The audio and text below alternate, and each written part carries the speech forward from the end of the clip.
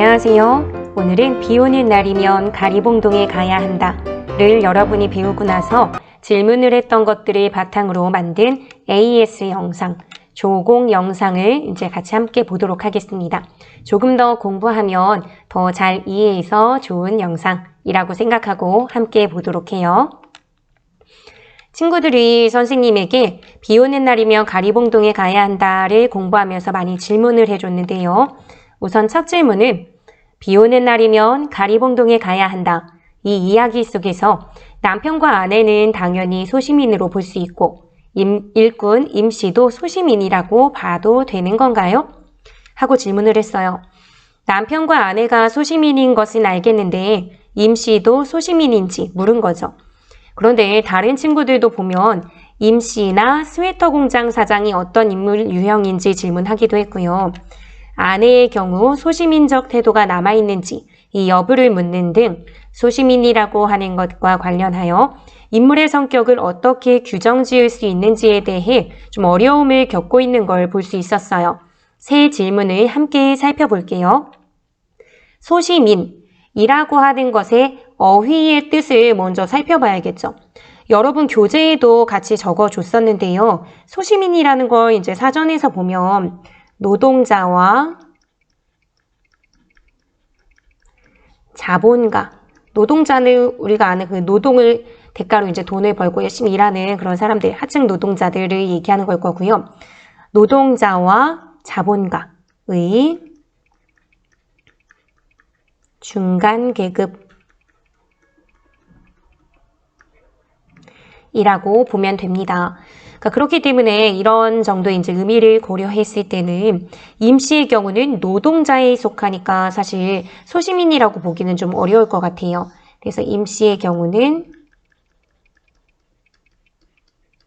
노동자로 볼 수 있을 거고 남편과 아내의 경우가 소시민이라고 볼 수 있는 것이죠. 그렇다면 두 번째 질문에서 물어본 스웨터 공장 사장의 경우는 뭐가 되겠어요? 거대한 자본의 힘을 가지고 공장을 경영하고 그 아래 노동자들을 부리는 사람이잖아요. 그렇기 때문에 이 공장 사장의 경우는 자본가에 해당이 되겠죠. 그러니까 뭐 시대 이런 공장 사장이 나타내는 시대의 인물은 무엇인가? 그러니까 어떤 인물 유형이냐라고 물어본 걸 텐데 자본가라고 볼 수 있을 것 같아요. 세 번째 질문에서 아내의 경우 마지막까지 돈을 깎으려고 했으니까 아직 소시민적 태도가 남아있느냐라고 물어봤는데 맞죠? 소시민적인 태도가 있다라고 볼 수 있어요. 임씨에 대한 오해도 풀렸지만 자신의 경제적인 삶에 얽매여서 자유롭지 않은 그런 존재인 소시민이기 때문에 돈을 깎고 있는 거잖아요. 그런데 그렇다고 해서 돈을 깎지 않겠다고 생각하면 소시민이 아닌 걸까요? 소시민이라는 존재는 자신도 결국 현실에서 힘겨움을 겪으면서도 노동자보다는 우월한 지위라는 측면에서 그들을 무시하거나 낮잡아 보는 비겁한 면이 있잖아요. 그 점을 갖고 있었던 인물이고 임씨의 경우 그의 뛰어난 성실함으로 자신에 대한 오해를 씻어낼 수 있었지만 그나 아내라고 하는 인물들이 앞으로 다른 노동자를 만나거나 자신의 경제적 측면에 혹시라도 위협을 느낄 수 있는 상황을 만났을 때 지금까지의 피해의식이나 옹졸한 태도를 보이지 않고 살아갈 것이라고 장담하기는 어렵습니다. 그의 경우도 돈을 깎지 않아야지 라고 생각했지만 임씨가 혹시나 견적을 다시 내는 그 과정을 지켜보면서 혹시나 돈을 더 비싸게 부르면 어떡하지? 하면서 엄청 좀 애타했어요. 그러면서도 스스로 그 모습 자체를 엄청 부끄럽게 여기고는 있잖아요. 그러니까 소시민적인 면이 완전히 없어졌다라고 보기는 어렵습니다. 따라서 이 소설의 그 또는 아내 모두 다 소설의 처음이나 끝이나 소시민적인 그런 성격을 계속 유지하는 인물이라고 볼 수 있습니다. 왠지 지금 이 세 번째 질문을 한 학생의 경우 아내는 마지막까지 소시민적인 태도가 있고 그에게는 없다고 해석하는 게 아닐까 싶어서 설명을 조금 덧붙여 봤어요.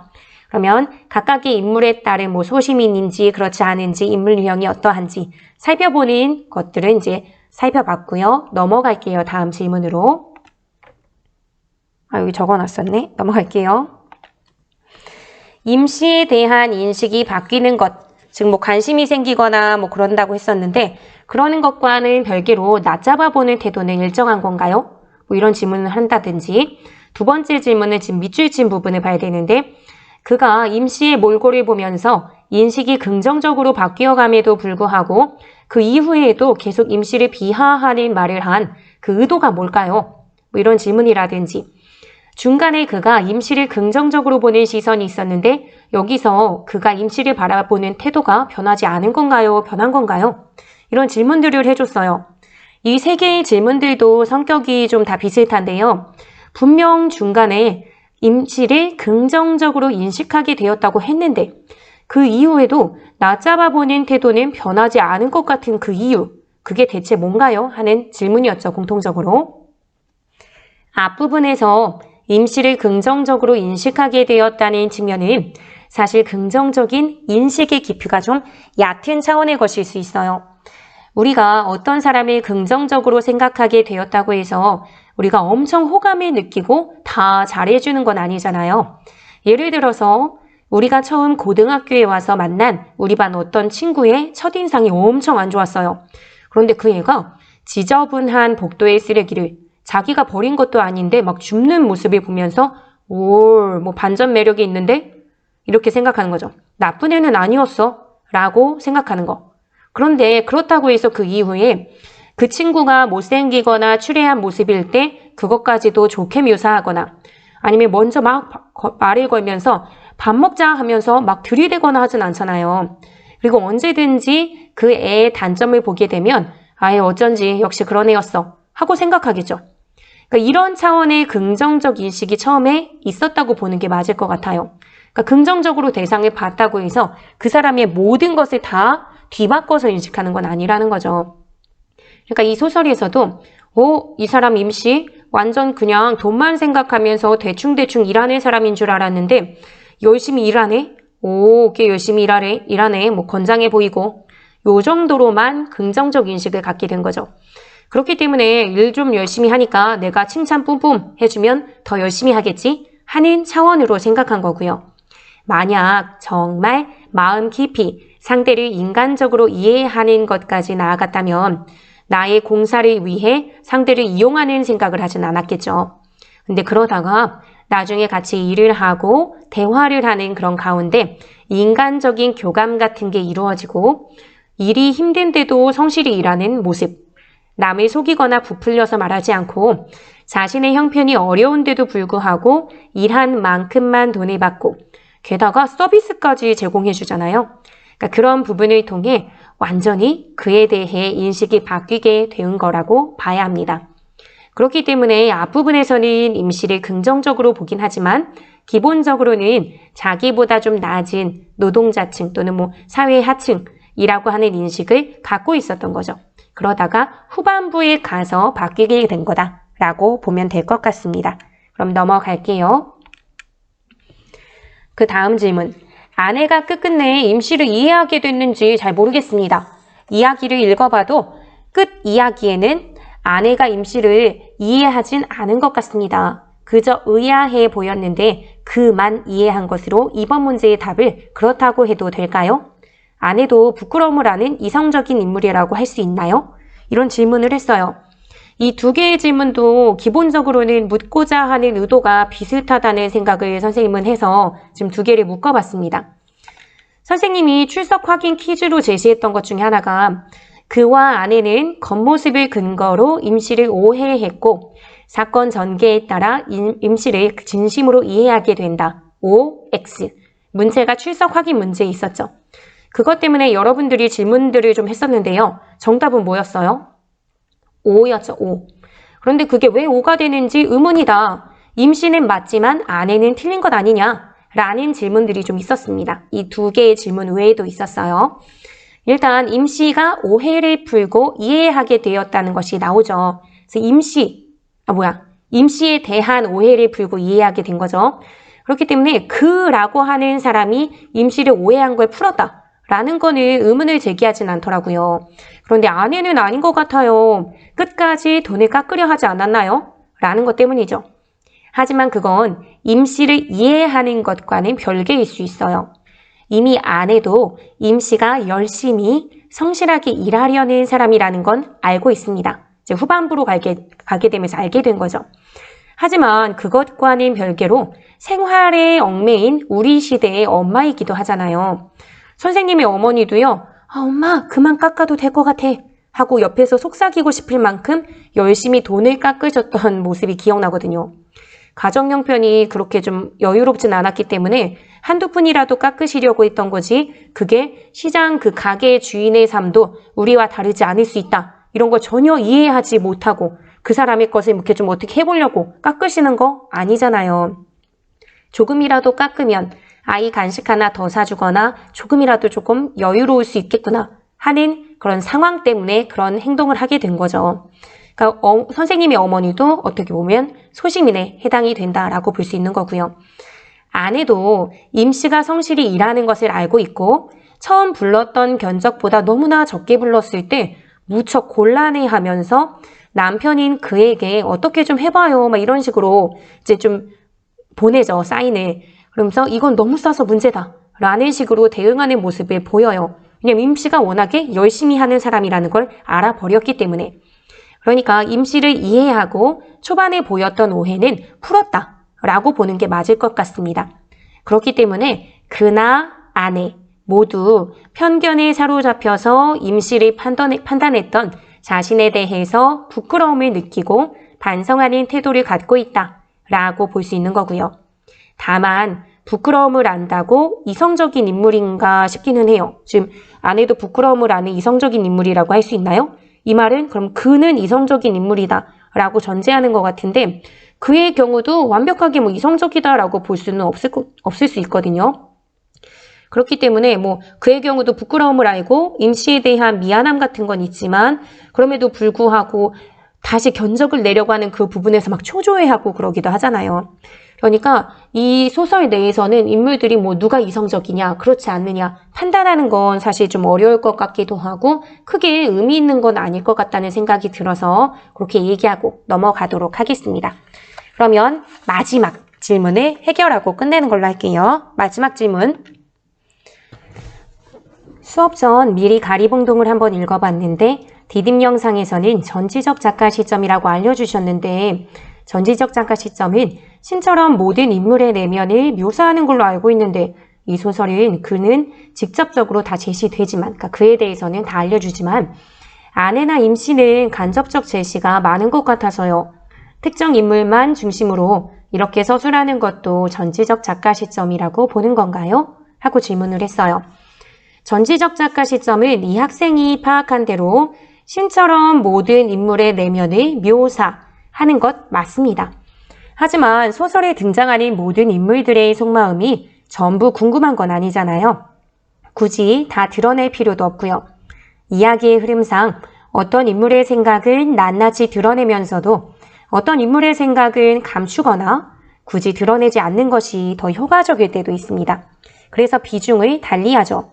그런데 헷갈릴 수 있는 지점은 아내나 임 씨에 대해서는 간접적으로 드러내는 경우가 대부분이고 거의 그의 내면만 직접적으로 드러나고 있는데, 이런 경우에도 전지적 작가 시점으로 볼 수 있냐는 거죠. 그런데 우리가 배워왔던 시점에 대한 지식에 근거해서 생각을 해보자면, 일단 소설 속 인물이 직접 모든 것을 들여다보는 것은 아니니까 1인칭 시점은 아니죠. 그리고 인물의 내면이 서술되어 있어요. 1인칭 시점은 아니면서 인물의 내면이 서술되어 있으니까 전지적 작가 시점은 맞다라고 볼 수 있는 거죠. 그러니까 시점 자체는 논쟁거리는 아닙니다. 그런데 그래도 뭔가 찝찝하잖아요. 이게 뭔가 싶죠. 그러면 시점들이 갖고 있는 특징과 소설에서 작가가 전달하려는 메시지를 한번 생각해 보는 거예요. 이 작품의 경우는 소시민들의 인식이나 태도, 삶을 살아가는 모습을 보여주고 그가 임 씨에 대해 가졌던 이유 없는 편견이나 오해가 점차 해소되어 가는 과정, 생각이 변화되는 과정을 보여주고 싶은 거잖아요.